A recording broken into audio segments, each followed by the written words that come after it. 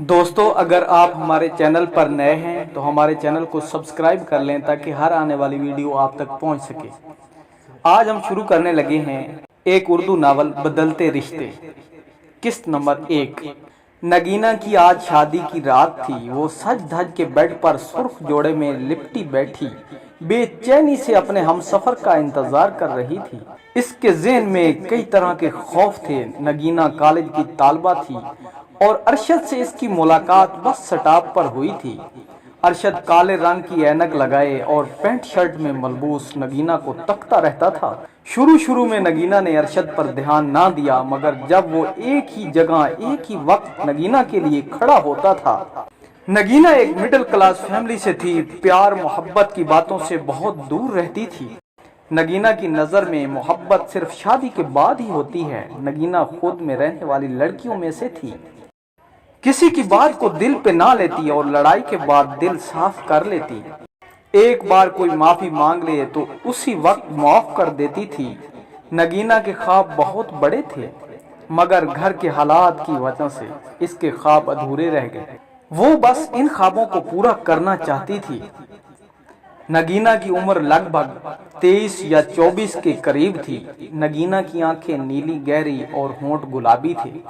نگینہ خود پہ زیادہ توجہ نہیں دیتی تھی، مگر حسن نگینہ میں بلا کا تھا۔ جو اسے دیکھتا بس دیکھتا ہی رہتا۔ ارشد مسلسل 2 ماہ سے نگینہ کے پیچھے تھا۔ نگینہ کو احساس اس بات کا تب ہوا جب وہ ارشد پر نگاہ ڈالتی، وہ اسے ہی دیکھ رہا ہوتا تھا۔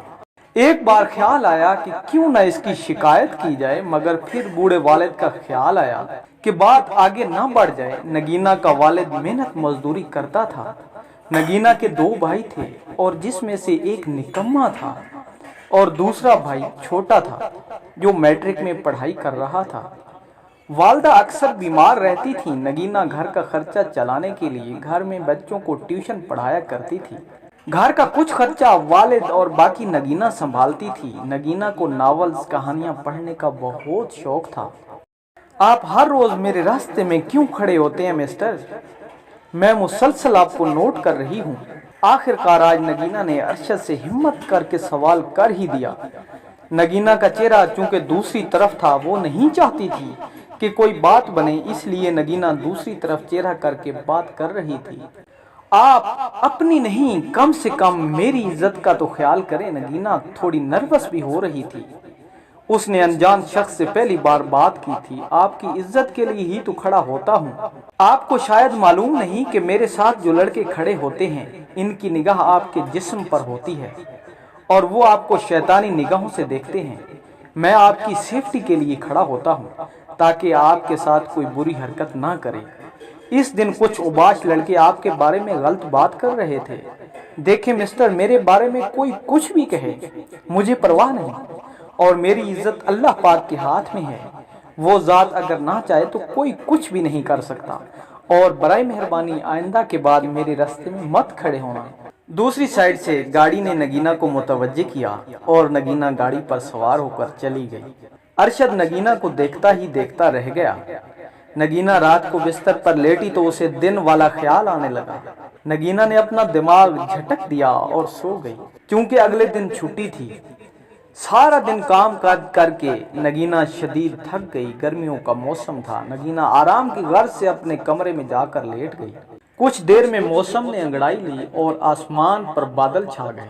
ٹھنڈی ہوائیں جب چلنے لگی، نگینہ گھر کی چھت پر چلی گئی اور موسم کی انگڑائی کا بھرپور فائدہ اٹھا کر آنکھیں بند کیے لمبی لمبی سانسیں لینے لگی۔ نگینہ نگینہ نگینہ کی سماعتوں نے اپنے نام کی صدا سنی اور آنکھیں کھول کر آگے پیچھے دیکھنے لگی، مگر کوئی بھی نہیں تھا۔ یہ آواز جانی پہچانی تھی۔ غور کرنے پر معلوم ہوا کہ یہ آواز اسی بس سٹاپ والے لڑکے کی ہے۔ بیچارے کو میں نے خواہ مخواہ میں سنا دی۔ نہ جانے کون تھا، اس کا دل نہ جانے کیوں دل کر رہا تھا کہ وہ اس لڑکے سے معافی مانگے۔ نگینہ نے فیصلہ کر لیا کہ کل اس لڑکے سے معافی مانگے گی۔